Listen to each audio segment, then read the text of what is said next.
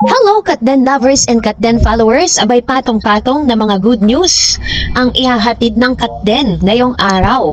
So ano nga ba ito? Let's talk But before about this one, dahil talaga namang nagsusumiksik ang ilan sa mga good news na hatid po ng Katden no, sa atin po. Dahil ang Katden or ang movie po ng Hello Love Again ay mapapanood this coming January 17. Magpi-premiere na po sila bukas, no? Kasi today is January 16. So January 17, mapapanood po muli itong si Catherine Bernardo and Alden Richards, yung kanila pong movie sa Indonesia. Ayan. So, Indonesian Theater, January 17, 2025, Jakarta, Depok, Bogor, Tangerang, Bekasi, Bandung, Cirebon, Yogyakarta, Solo, Surabaya, Jember, Batam, at Palembang. Ayan po yung mga places kung saan pwede nyo mapanood. Then, ang Hello Love Again will be available in 19 cinemas throughout Indonesia. Hello Love Again continue the story of Ethan and Joy as they reunite in Canada 5 years after the separation of Hong Kong when they met in Canada. So, gusto rin po kasi na masaksihan ng mga Pilipino nasa Indonesia ito pong movie matapos po na talagang naging successful ang pagpipremiere ng Hello Love Again sa Taiwan. Ngayon naman ay ika-conquer po nila ang lugar ng Indonesia. So, abang-abang lang po tayo yung mga kababayan natin nasa Indonesia, yung mga nagre-request pa, no? More countries, no, na pwede pong ipalabas ito pong Hello Love Again. Talagang todo-todo po yung supporta nila at gusto rin nila ma-experience yung iyak, tawa at lalabas ka. Napaganda po ng review ng ilang mga nakapanood dito po sa Hello Love Again sa Taiwan. Dami pong mga nag-post ng kanila mga experience. At syempre, hindi pa yon. May panibago pa po silang good news na hatid para sa lahat ng mga Katden fans. Dahil, according po sa GMA, no, sa GMA News, Integrated News, January 16, 2025, it was posted 1:41 p.m. Hello Love Again is coming to Netflix. Alden Richards and Catherine Bernardo's 2024 blockbuster film is on the streaming platform coming soon. Tab and subscriber may set a reminder for when it finally drops. It will be available on Netflix starting Feb 13. So, yun po pala. So, Feb 13, 3 months after it premiered in cinemas, both in the Philippines and internationally, Hello Love Again made history as the highest grossing Filipino film of all time, surpassing 1 billion in gross sales. Gross po yan, ha? Ito po yung movie, the movie sequel to 2019 blockbuster film Hello Love Again. It is set in Canada 5 years after the main character Joy and Ethan parted ways in Hong Kong. So, yung mga request po ng mga kababayan natin na sana nga is mapanood sila this coming Feb 14 sa big screen. Nagkaroon na nga po ng parang signature campaign at nagre-request po ang marami mga Pinoy na ibalik na sa Pilipinas ito pong movie. This time, eto na, bumalik na po sila. Ibabalik na po, pero doon na po sa Netflix panonoorin. Siyempre, pay-per-view yan. May bayad po yan, no? Feb 13, pagkatapos po mapalabas to sa ilang mga countries pa na darating. This coming Feb 13 is ilalabas na po siya sa Netflix. Available na po siya. So yung mga bansa po na parang hindi po pinayagan, di ba? Yung mga Muslim countries na hindi pinayagan at may mga countries din na parang putol-putol yung kanilang napanood dahil hindi inaalaw. Pwede nyo na mapanood ng buo yan sa Netflix. So magandang balita yan. And for that, mag-react tayo sa mga komento ninyo. Unahin natin si Celia Assumption. Nagdadalamhati na si Alden dahil namatay. Ay, Lolo, wag mong dagdagan. Wag mo na ibugaw si Alden sa ibang starlet.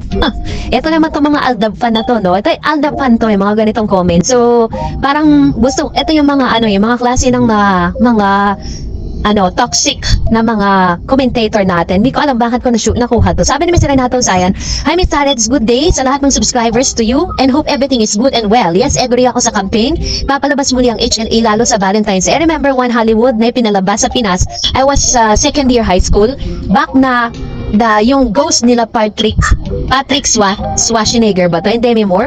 O yeah. Demi Moore, this released November 1 in time for Fiesta, Patay or Undas.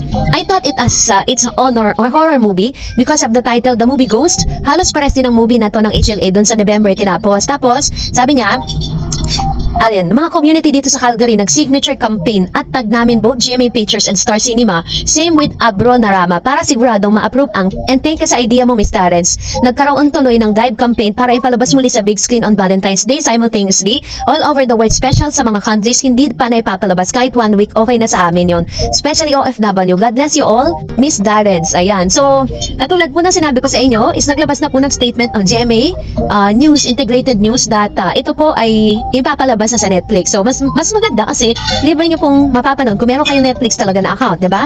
So, salamat po, Sir Ren. And of course, Miss Elenita Claudia. Miss Darren, thank you sa update ng Katden sa good news. Sana nga matuloy yung magandang project para sa Katden. God bless. Ayan. So, ito naman yung kanyang komento. Pero, nakakita na po ako na parang medyo nag-ano na nagpo-promote na po ng movie, no, yung director. Pero parang mas uunahin yata, mas sinahype yung movie ng Kim Pao ngayon bago po yung movie ni Miss Catherine na Elena, 'di ba? Elena 1944. Parang 1 year niya pong pinag-isipan yun kung gagawin niya ba yun, no? Yun yung sinabi niya sa interview niya. Sabi naman ni Ma'am Bergie, "Hi Ma'am Dars, blessed to you and to your family and also to all Katden supporters, followers and fans." Ma'am Dars, siguro yung mga movies ng MFF, siguro konti lang ang kita nila kasi hindi nila pinost sa IG, pero ang movie ni Vice Ganda nakapost sa YouTube.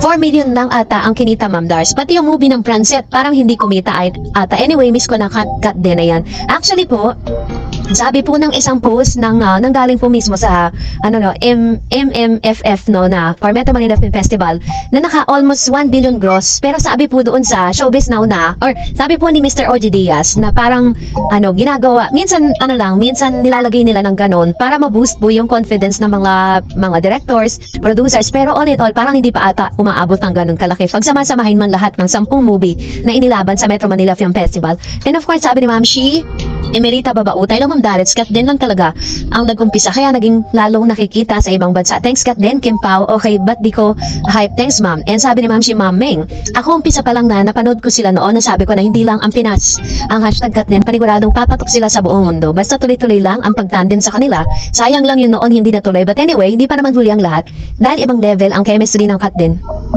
Kaya ako napakomment noon na they looks like expensive couple, they really look like royal, hashtag royal couple, like real prince and princess, they really look good. Yan, so kung tutuusin naman talaga, pwede naman talaga silang tawagin na expensive couple diba? Dahil sa, grabe, ang yayaman ng mga dalawang todo. And of course, sabi niya, they really look good together, look young, kaya ang hashtag princess and princess, prince and princess, and Peg yung queen at king kahit pang matanda na in real life, kaya hashtag Katden, we're always here to support you for sure. Ba malayo pa mararating ninyo, ayan. Actually po, diba, nakita naman natin yung naging resulta kung paano po talagang in-invade nila yung buong mundo, no, dun po sa kanilang movie na ipinalabas, na talagang halos buong mundo naka-witness niyan. Meron lang po talagang mga bansa na hindi talaga sila tumatanggap ng ganitong klaseng mga movies, pero at least, diba, and sabi ni Sir Joel, sa Katden lang naman nangyayari yun. Marami ng love team at romantic movie di naman napapanis ng mga ibang bansa. Ngayon lang kasi, iba kasi ang dating ng Katden. Kaya dapat ituloy-tuloy nila ang paggawa ng movie sa dalawa. Yan, ito naman yung kanyang komento with regards to this. So, thank you po Sir Joel Lopez sa inyo pong komento. And yun din po yung wish nating lahat na sana nga magtuloy-tuloy pa ang lahat ng mga ito. Sabi ni Miss Lorena Ale, congratulations Katden Aldern, more blessing to come and God bless Katden forever and ever. Sana po mapanood ulit ang Hello Love again dito sa Pinas. Please ABS-CBN at Direk Kati, palabas niyo ulit dito sa Pinas. Ayan. So, mapapanood niyo na po siya sa Netflix. Your wish is granted, no? Para po sa lahat po ng mga hindi pa nakakapanood sa big screen, mapapanood niyo na po siya. Available na siya sa Netflix. It's coming Feb 13. So, that's it for today. For more videos and updates, please don't forget to like and subscribe. And please don't forget to follow my Facebook page, Dar Eds TV. God bless everyone.